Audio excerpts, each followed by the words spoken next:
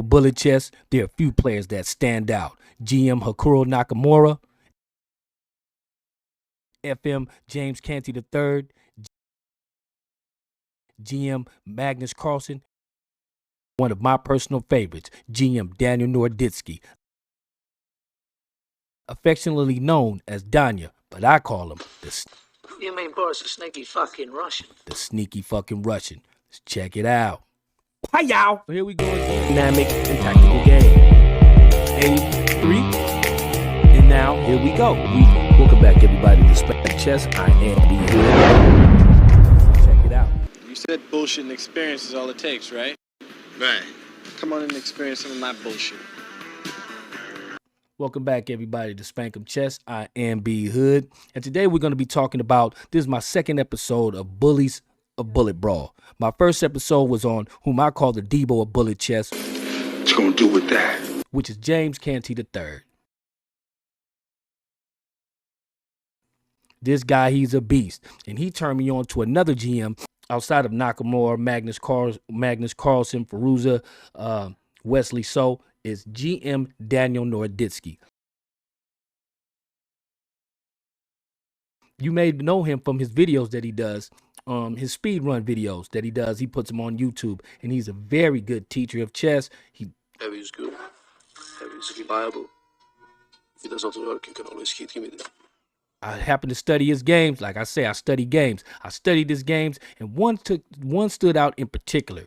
He was playing a fellow GM named Genghis_K, and this was a 3-minute blitz chess. Buckle up and check out this game. Danya is playing from the black side of the board, and his opponent is on the white side of the board, Genghis_K. And the game starts out with E4. Knight to C6. This is the opening line of the Nimzovich defense, which is one of my personal favorites, and I know you guys have watched my videos. I have a whole set. I have a whole complete repertoire against 1 E4 with the Nimzovich defense. So I highly recommend you guys check it out. So here he goes. He goes knight to C6. His opponent goes knight F3. Now, in my videos, I also show you a sideline move, which is called the Colorado Gambit. When your opponent plays knight to F3, you go F5. You go F5, and it leads to a nice tactical and tricky line. And you can catch white up in some nice lines, and it's a very fun thing to play. And if white doesn't know too much, you can catch him off guard and get you a nice, good victory. Who gives a fuck what you think? Danya goes D6, bishop to B4. That's the pin. Knight to F6, attacking the pawn on E4. Knight to C3, G7. White castles on the king side. Bishop to G7, D4. So his opponent looking to push forward with the D4 pawn, pinning the knight. But you know, he slides out of that with simply castle on the king side. His opponent captures the knight on C6. He captures back. Now, I've mentioned in some of my other videos about the double pawn. It technically could be the downside, but when you use it tactically, you can use it to do a double push into the center to destroy your opponent's center. And let's see how that plays out in this game. H3, knight to D7, bishop to E3, and now here's the first push of the pawn. His opponent pushes forward and goes to D5. Rook to B8. His opponent blocks that off. Danya owns this complete diagonal right there. And he has a nice slick move that he's going to apply soon. He goes knight to B6, queen to C1. So now when your opponent has a queen kettle bishop, they like to attack that side so that you can trade off bishops and get his queen down there. But he does a nice sneaky move here. Yes, you know what it is, don't you, boy? He goes rook to E8. His opponent brings the bishop down. He has a nice little way to slide out of that. Boom. Boris the Blood, or Boris the Bullet Dodger. Bishop to H8. So now he doesn't have to worry about that, and he still owns the file. I mean the diagonal. Rook to E1, knight to C4. So now he's applying pressure on the B2 pawn.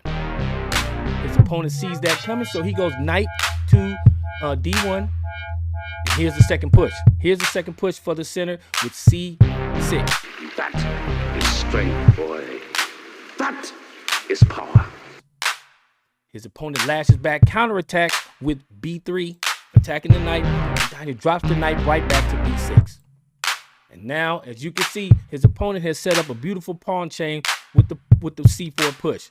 Look at this here. He has a nice pawn chain there, and that's one of the things in the Nimzovich. You will sacrifice your center for rapid development and a king side attack. But as you see, he undermined his center immediately. C captures on D5, E captures on D5. Now with that move there, GM Naroditsky's light square bishop to get some scope, because before it was bottled up. So he goes bishop to F5. Remember, I always talk about the F4 and F5 squares. We don't call them the F5 or F4 square. We call it the what, ladies and gentlemen? The FU square. Now this was a high level move here, because he captures the bishop. He captures the rook.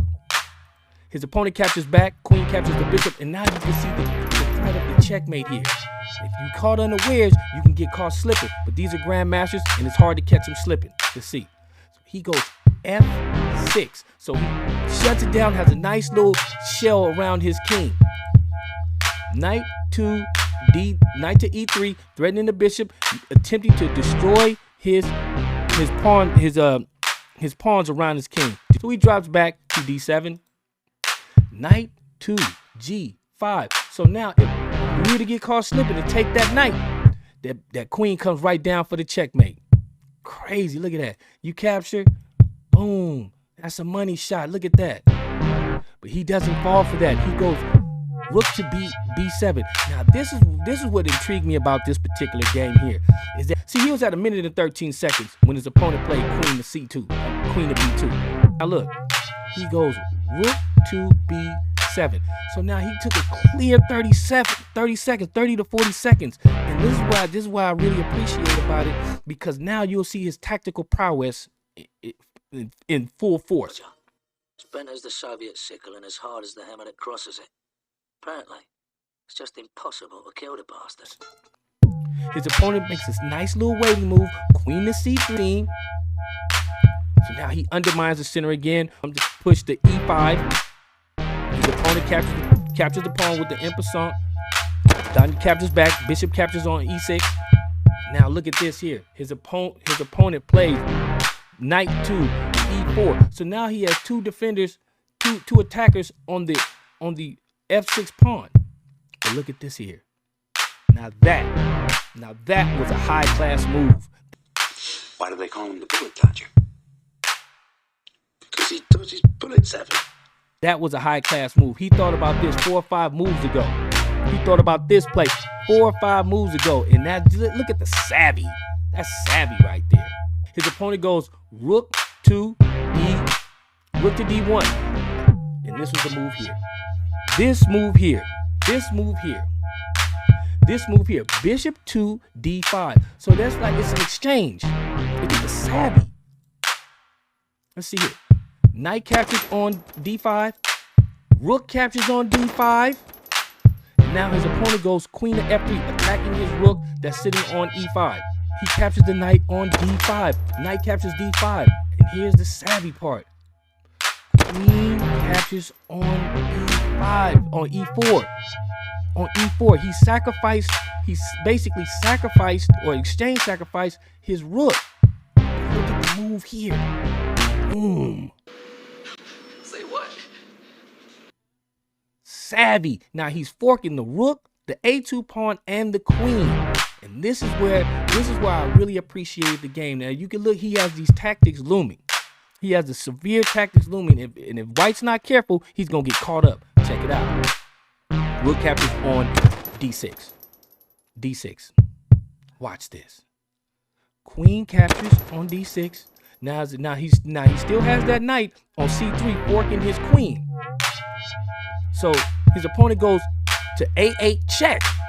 He goes to A8 check. Now if he brings the rook down, which is what he's gonna do, he blocks the check with his rook. So now he's giving up the rook.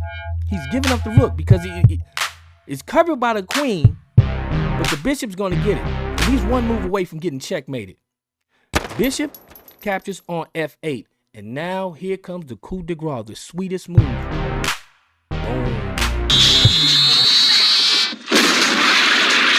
Knight to E2 check. Mate in 2. Mate in 2. How many of you guys saw that move coming?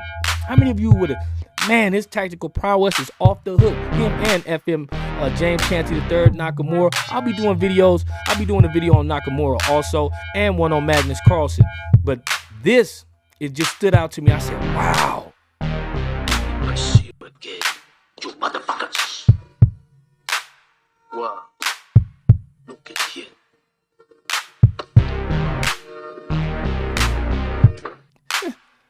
And you can see that why it's a checkmate. So if his opponent were to move here, hi-yow, right there. Right there. That's a checkmate there. Now let's go back. Now let's say his opponent goes, let's go, he has to go back. He has to go back. That's where he was. He called a check. And if he were to go here, same thing occurs. Boom, check. He has to go to H2, and then he just goes right here. Boom. Checkmate. Checkmate. That was just one fine detail on the prowess and the tactical prowess of GM Daniel Naroditsky. I watch his speed runs, and he gives a lot of enlightenment on certain lines and tactics that you can use. And I want you guys to hit that like button, pound that subscribe bell, subscribe to the channel, because every subscription, every like, leave a comment. Let me know the things that you have seen, or any grandmasters or chess players that you know that I could go ahead and do a video on and analyze their games. So until next time, this is SPANK'UM Chess. I am B Hood, and I'm out. Hi-yow! So here we go again. Dynamic and tactical game. 83. And now, here we go. Welcome back, everybody, to SPANK'UM Chess. I am B Hood.